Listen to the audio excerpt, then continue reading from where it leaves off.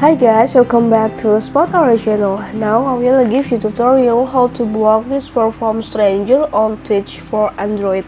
And before that, I wanna ask you, how are you guys? So you don't miss of our videos, don't forget to like, share, and subscribe to the channel.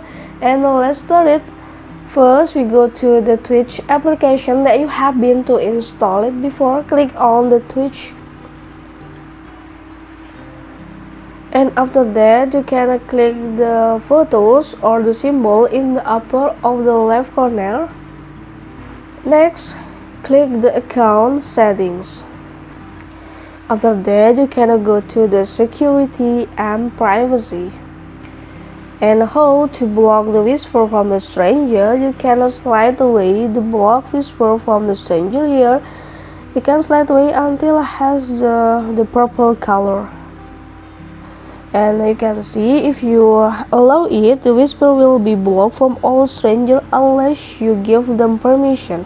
A stranger is anyone who is not your friends, follower, sub, mod, or editor. Okay, it's very simple way to do it and very simple way to follow it.